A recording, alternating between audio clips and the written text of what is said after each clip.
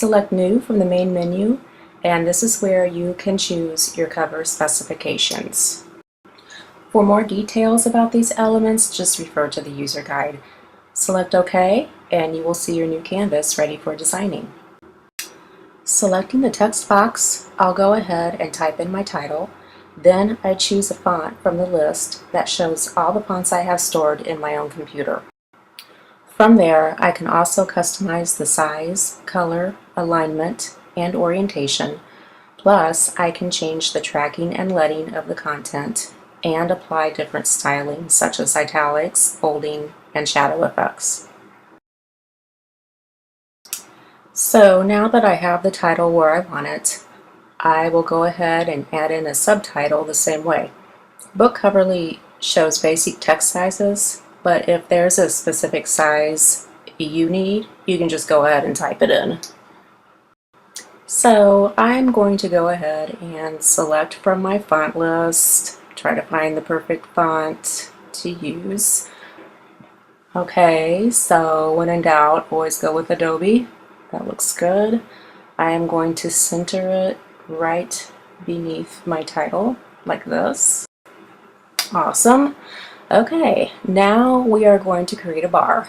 And this is just used as like an embellishment for your cover design. And for some reason, this always defaults to a really ugly yellow. So I'm going to change it to a teal.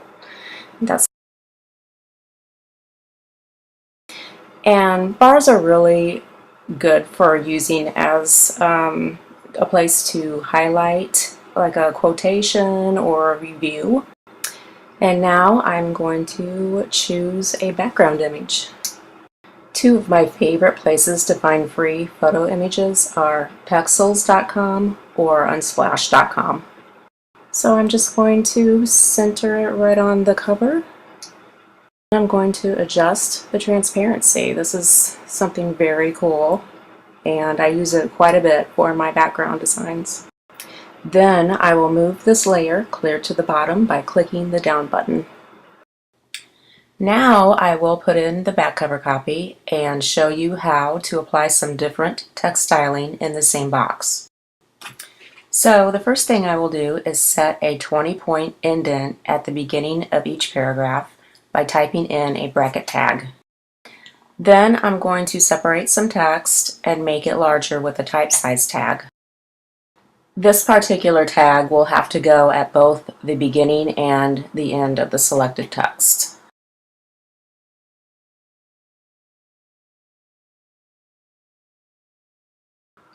Now let's put in some spine copy.